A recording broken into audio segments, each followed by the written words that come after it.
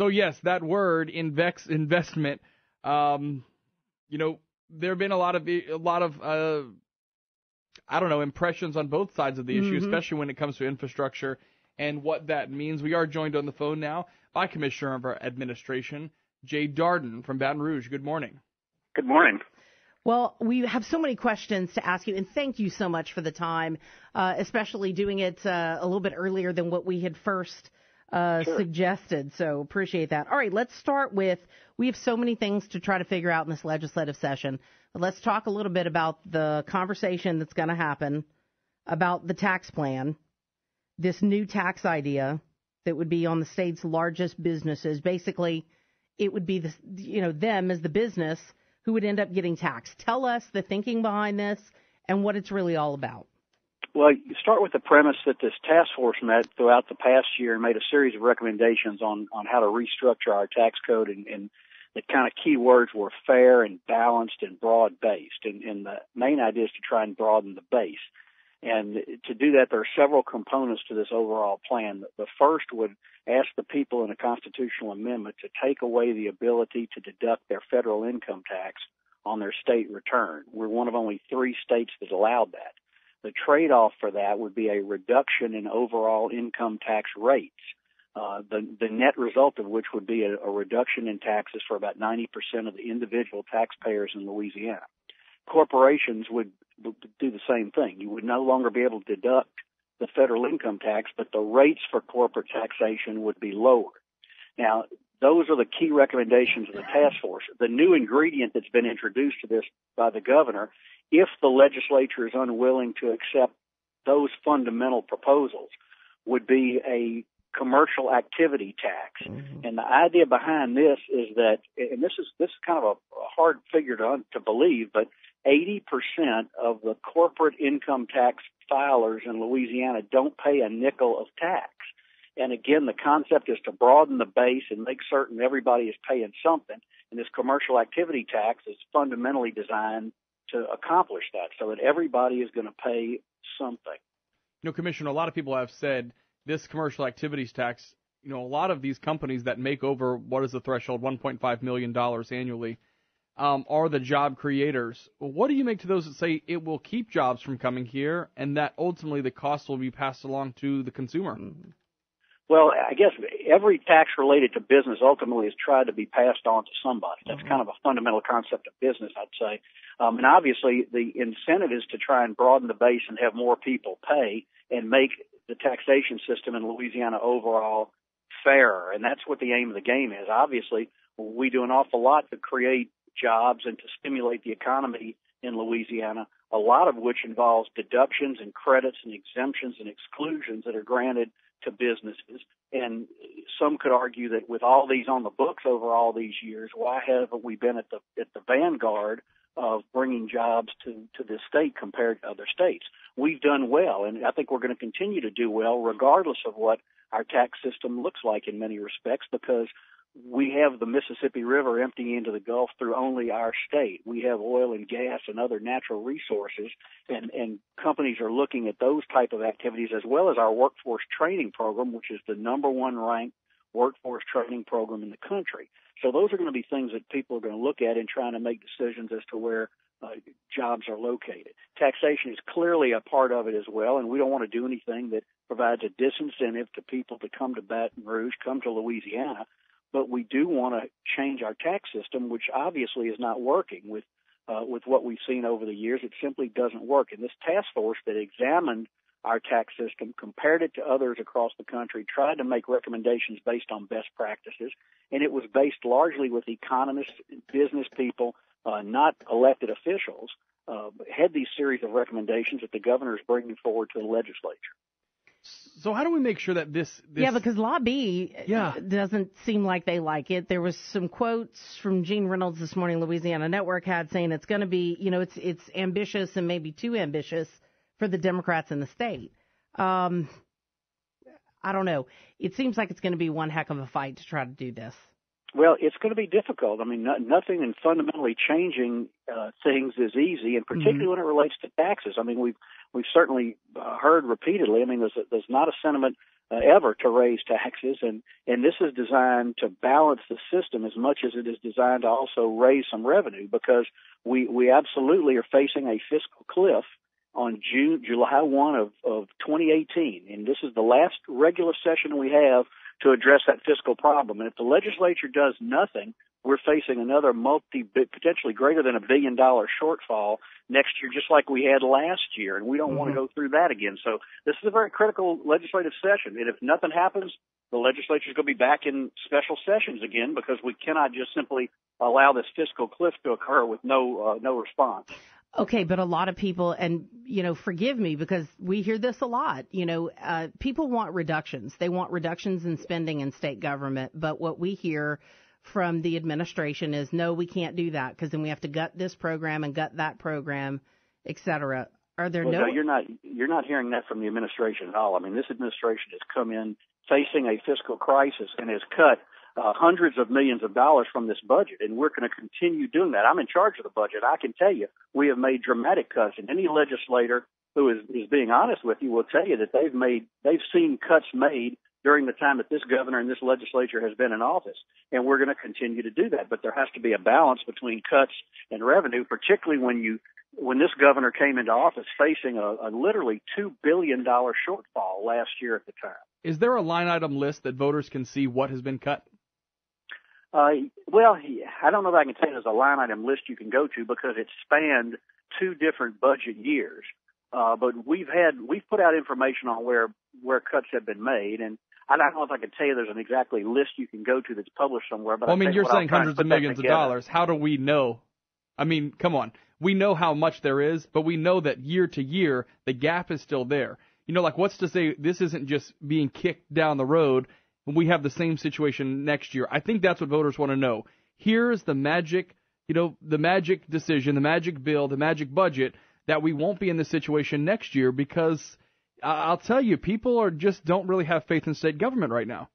I think it's correct that people generally don't have faith in government at all, but what they've seen in the past is kicking things down the road. That's what created a $2 billion problem last year, and the one thing we have not done is said, let's just push this down to next year. That's why we're having this tough discussion, because the governor is saying we're not going to push this down the road. We're going to have to face it right now and make the kind of decisions that have to be made for Louisiana's future. And the legislature gets to decide exactly where they want to cut, how much they want to cut, what revenues they want to raise. And that's what they'll be doing here for the next couple of months when they come into session.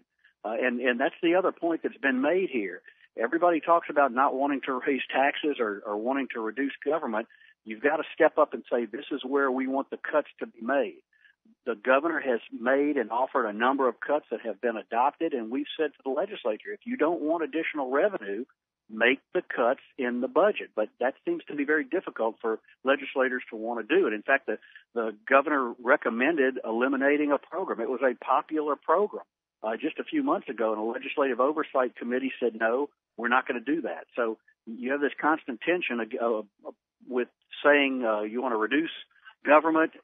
Should you raise taxes? And the debate is you can't have everything. You can't do everything in government if you're not going to have the revenue. And the big issue is trying to find that balance, and it's a very delicate balance. We're talking to Commissioner of Administration Jay Dardenne. If this plan proposed by the governor, let's just say there's no resistance to it, it gets 100% passed, do we have a balanced budget going into next year? Yes. We will have a balanced budget going into next year. We have to have a balanced budget by the Constitution. Mm-hmm. So I mean, it's going to be balanced, and that's why if you don't have the revenue, you have to make the cuts, because the Constitution requires us to have a balanced budget, and we will have a balanced budget. The budget that the governor has submitted is balanced. It's short about $440 million of what we think needs to be done to continue doing what we're doing in Louisiana right now. And so if the budget passed as is, and of course it won't, there would be $440 million that's not being funded. For example, TOPS would not be fully funded. Mm-hmm. Every agency in government would be cut further. The public-private partners in our new hospital system that replaced the charity hospital system a couple of years ago would be cut pretty dramatically. So this will be a big topic of discussion during the session. How long did you guys think about this commercial activity tax? Because I've been told from a lot of people that it was cobbled together at the last second. Was it thought out? Did you guys research it? Is this what you really want to do? Do other states do it? Yes, it's been researched. It was not part of the recommendation of the task force. Mm-hmm. It is something new, and it is something that came about pretty quickly here as we approached the session, trying to figure out what would be a reasonable way to have the kind of balance that we're talking about. Other states have done it. Some states are shying away from it that have done it in the past. Mm-hmm. So it's not something that every state in America has. There's some variations on the theme, and this is a different variation on the theme. It's not exactly what other specific states have, because it's tried to look at the difference between a C Corp, an LLC, mm-hmm. a partnership, and try and figure out who's paying taxes and who's not in order to try and strike this balance. Remember, if 80% of the people who are supposed to be paying corporate income tax in Louisiana are paying nothing, that doesn't sound like a very balanced system. If a guy who is working at minimum wage for a company is paying more in income tax than his company is paying, that just doesn't seem right, and mm-hmm. that's what this is designed to address. Okay, and that sounds great. I mean, that actually sounds great. How do you convince people of that, though? Because lobby is going to be a very loud voice. Other groups are going to be loud voices. I mean, how do you sell that? Well, hopefully the loud voices will also explain what the alternative is, what they would like to see happen. Are there other tax proposals out there? We haven't seen a whole lot of proposals, if any, from anybody else saying we ought to do this or do that. I mean, if the answer is simply do what we're doing right now, that's really not acceptable. I mean, most people recognize this is not a system that is fair, balanced, and broad-based.